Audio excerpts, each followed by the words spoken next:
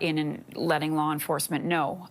Let's move on now to some other news regarding the Prime Minister. Reuters is reporting that the Prime Minister was aware of oil company South Bow's plans to revive parts of the canceled Keystone XL pipeline to the U.S. when Carney floated the idea to Trump in October.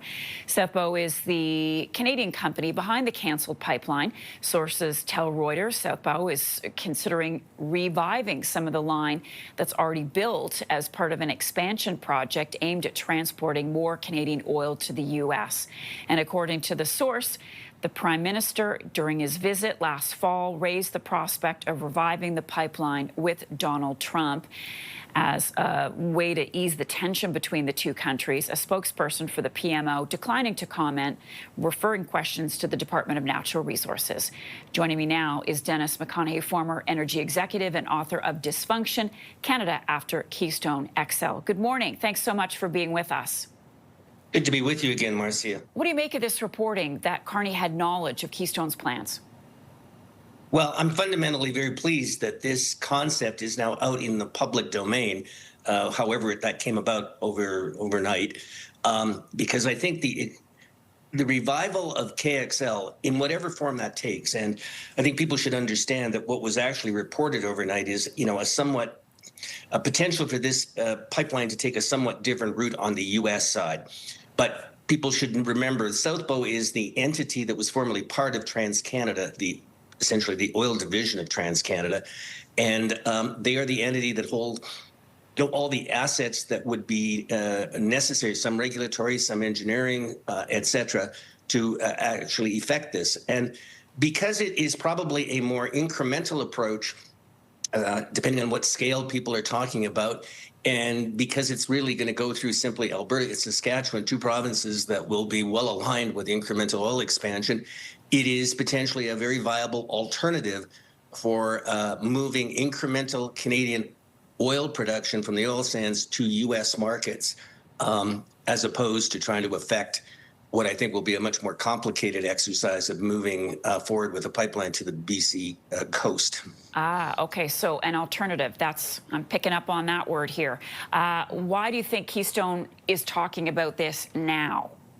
Well, again, let's be precise. It is South Bow who holds the residual assets of the Keystone XL pipeline project. And they've conceded, or this source has reported, that they are considering that opportunity, which is entirely logical for them to do. And it's also essentially been reported that the Carney government knows this business development exercise is underway. And I'm very positive that it is going forward at the moment because, as I said before, it may be a more viable way of increasing incremental capacity for incremental oil sands production that has less hurdles to get over from a regulatory, environmental perspective than the BC alternative.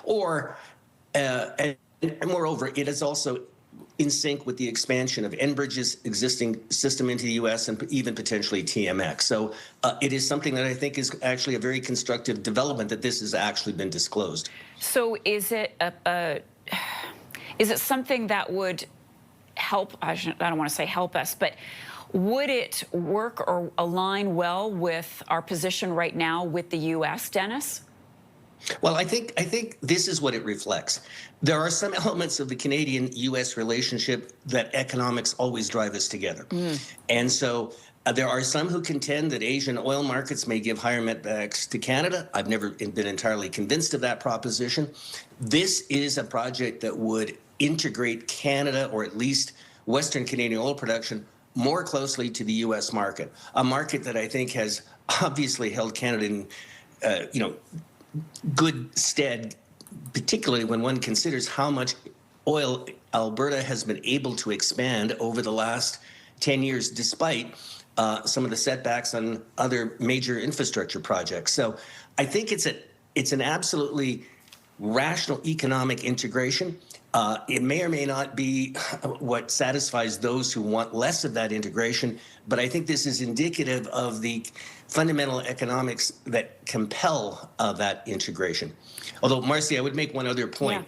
for any of this to happen, of course, the unresolved issues that are sitting in the Alberta-Ottawa MOU are going to have to be resolved, which is like, what is the limit on Canadian carbon taxes on industrial emissions that relate to oil sands emissions, and these mandates on having any incremental production decarbonized. Those are onerous economic costs that would be imposed on this production. So for all this to happen, it's got to be in the context of a resolution of those outstanding issues in the MOU between Ottawa and Alberta. Dennis, thank you so much. Really appreciate your time with us. You may need to add a couple chapters to your book. I might need to write another one. Thank you. Another one. There you go. All right. You take care. We'll talk to you again.